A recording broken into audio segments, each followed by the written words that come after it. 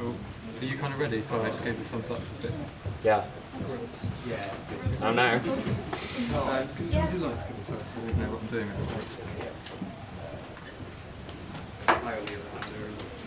I only ever had tapping and grunts. There's nothing left in there. It was just,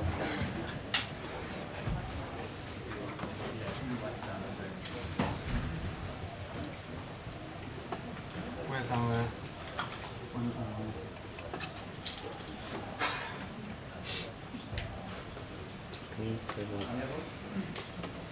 The blue dial. No. Number 1. Number 4.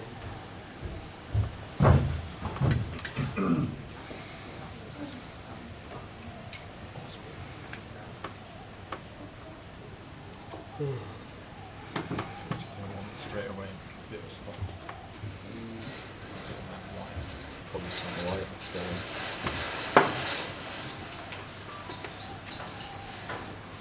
Ladies and gentlemen, welcome you once again, and good evening, good afternoon to you all again. Ladies and gentlemen, welcome back from the break.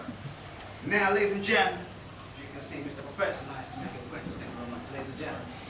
Earlier part right here. Now, we are venturing to the realm of the Cymatics Demonstration.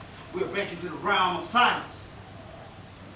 For music, ladies and gentlemen, please, without further ado, earlier part. Thank you. My name's Elliot Taffy. This is going to be my assistant Fitz for this evening. Today I want to raise your awareness of sound, and to do this we're going to explore the different ways that sound can affect our consciousness. You see, we have a special relationship where sound and music can dramatically alter our emotions. Now I ask you, why is that? How does sound actually work, and is it possible for us to see sound? We know that sound is vibration, and as sound vibrates it pushes the surrounding air in all directions away from the source. Now we're able to hear sound because these waves are reflected off the surfaces around us straight into our ears. Now, throughout the year I've studied the different effects of sound. An example of this is when we're exposed to different sounds and environments, our brains emit different waves, which are divided into 4 categories. The first being alpha. Now these are emitted when we're in a state of physical or mental relaxation. The next are the beta waves, and I can imagine that my head is probably throwing these out at the moment because these are emitted when we're in a state of alertness or agitated. Next we move on to delta. Now these are emitted during deep sleep. And the final are theta, which are when we're in a state of reduced consciousness. For example, when we're meditating. Now I want to start by explaining that most of the sound around us is accidental. Because of this, our relationship with sound is often happen to speak over background sounds around us, suppressing the information we don't want to hear. Now, this subconscious activity can again be broken down into 4 categories, and we can start to see a relationship between sound and our emotions. The first, physiological. Sorry about that. Any of you that might have jumped, even though it wasn't as loud. That's your brain releasing the cortisol, a natural instinct for fight or flight. The next, well, in contrast to this, we have the sound of waves. Sorry.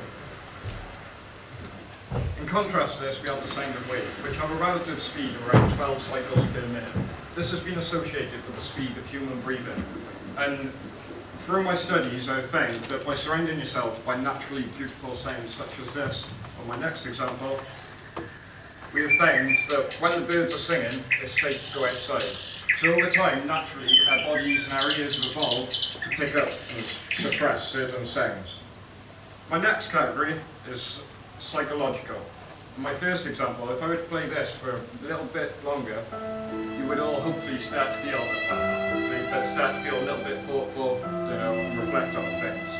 In contrast to that, we have this, which I'm sure you'll all agree makes you feel a little bit warm inside. Moving on from that. Sorry guys, bear with me 2 seconds. No, it's good. We had the beginning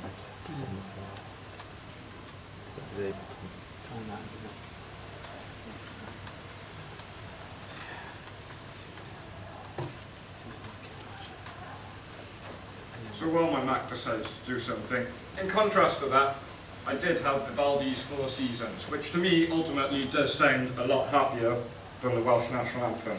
But I think we'll all agree that anyone that's dealt with the job centre will know that that isn't a happy song.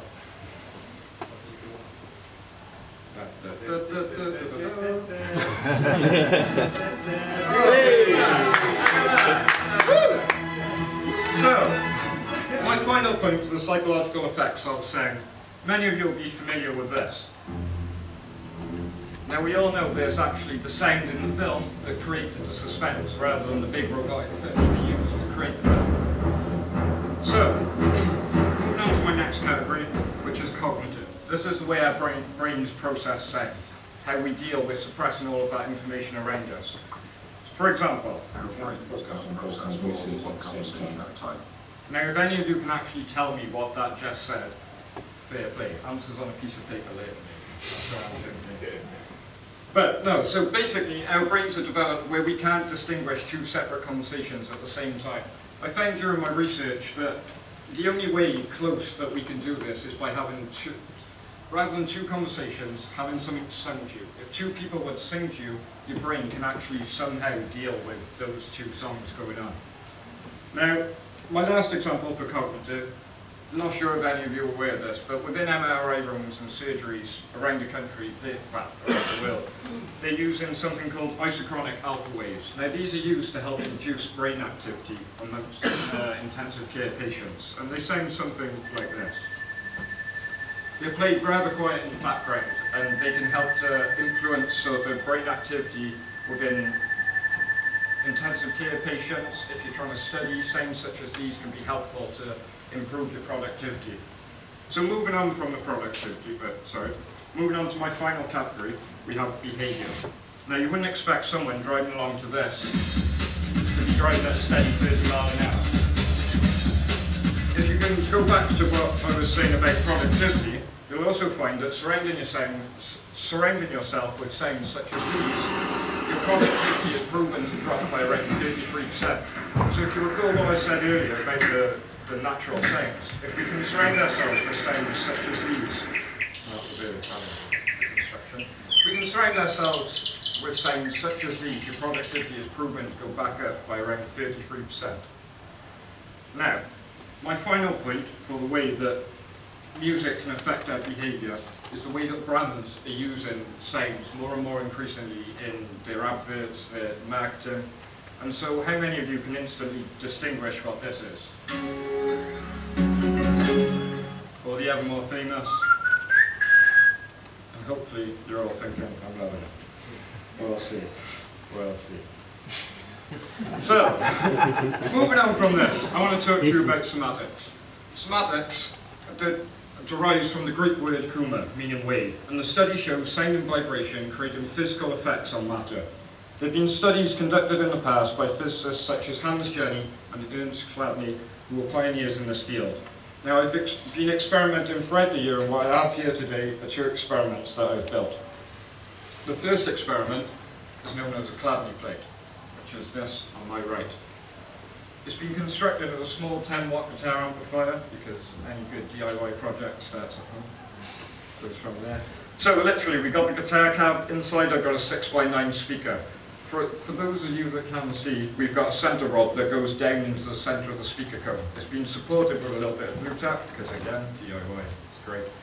And you've got this top plate. Now, when I say that, basically, the purpose of this experiment is to show the effect of standing waves across different surfaces. In this case, my top plate surface. Oh.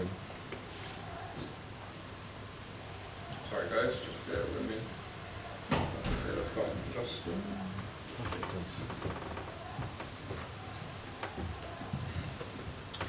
Right. Now hopefully this will go as well as it has all day today.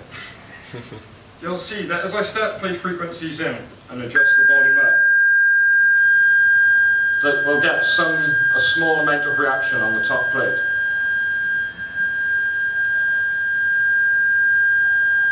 If I move up through the notes, hopefully, sorry.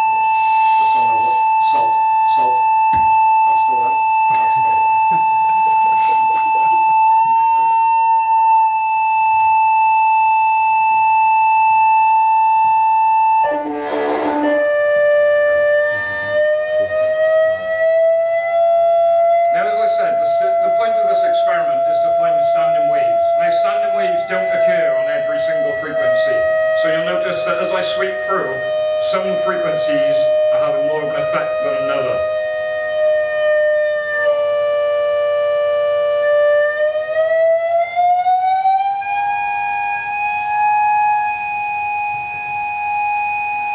Thank you.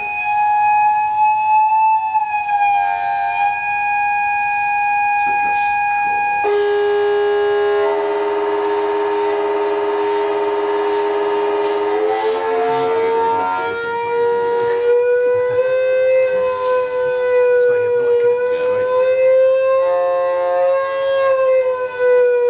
The whole thing is like that.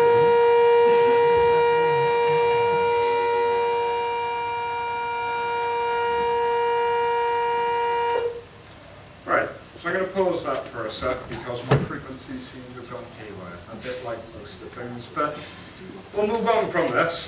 So if Mr. Fitz switch back to my other camera feed. Now I want to move on to my second experiment. Now what I have here today with me, as well as a clamping plate, is the Rubens tube. Rubens tube started off something like this, which as we can all see hasn't quite turned out the way I intended, but that's alright. This is what we have here today. It's been constructed of one large steel pipe. I've got two inlet valves at either end. This is so hopefully, well, I intended to have a nice equal gas flow throughout the tube. Now, we've got one main inlet from here, which unfortunately, due to a couple of technical difficulties, I was unable to perform this here today. If I go back to a little bit about this construction, you'll notice at this end, the rather missile-y looking end, we have a speaker, which is this my makeshift cab. Separating the speaker and the tube, there's a rubber diaphragm. And basically, as I play different frequencies into the tube, it creates standing waves from one end. There's a seal at the opposing end, which the sound is then reflected back down. Now, as I said, unfortunately, because of the nature of this experiment and this lovely £4 million university complex, I'm unable to demonstrate this in person for you guys here today. But hopefully this video will suffice. Albeit I only set the fire alarm off at the moment but once, this is what I ended up having to do. So there it is, lovely kitchen setup as you do. Now I can get away a bit in the kitchen, but not in this lovely big room. We'll never know. So this is the first lighting, basically, and you'll observe. Can I have some audio, please?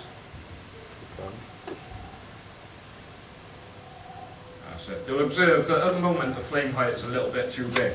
This is because the gas source is still turned on. You'll notice by my small inlet valve right here.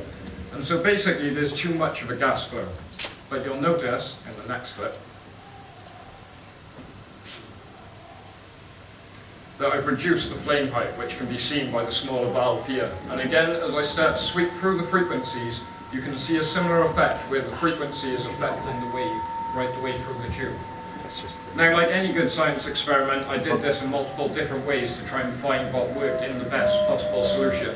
Now, what I first found is that a lot of the sound clips, the flames, were joining together. And because of this, we experimented by using rivets in every other hole. This was to try and create some space between the flame heights. And you'll notice in this next clip that it has had quite a visual impact. I've put this down to the fact that each rivet is changing the pressure within the tube.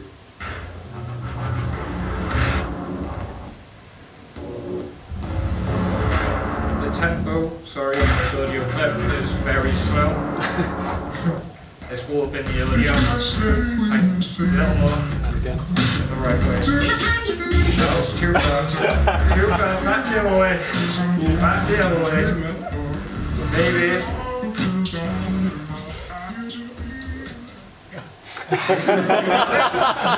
Yes, no, maybe.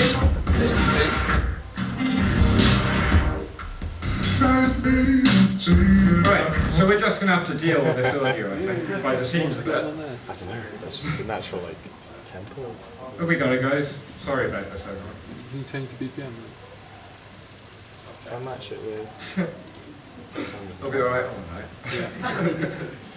Again.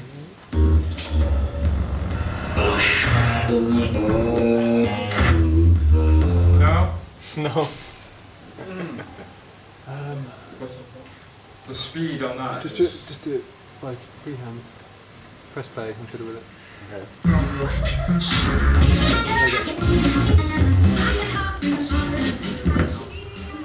What the hell? Sorry? It's not from mine. Yes? No? No. No? Right, so unfortunately, because of this, guys, can you just try the next one, see if it does the same on the next one? Yeah. Yeah, alright, no problem.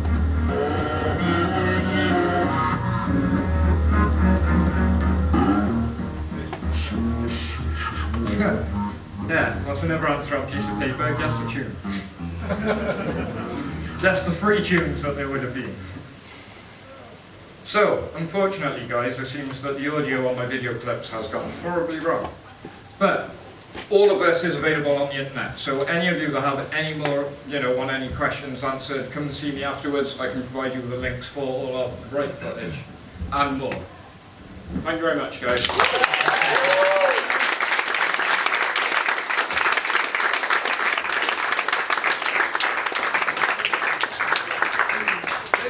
Ladies and gentlemen, please. Thank you very much. That was quite interesting, wasn't it? It is rather interesting, isn't it? Yeah. You can imagine the possibilities, right? We're talking about Cymatics, ladies and gentlemen. This is quite rather interesting, but as you heard, he's got quite a few tutorials at the moment, so if you do want to get in touch, please, have your pocket once more. Ladies and gentlemen, thank you very much.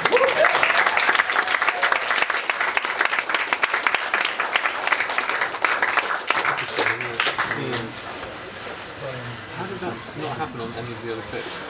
I don't know, I think it's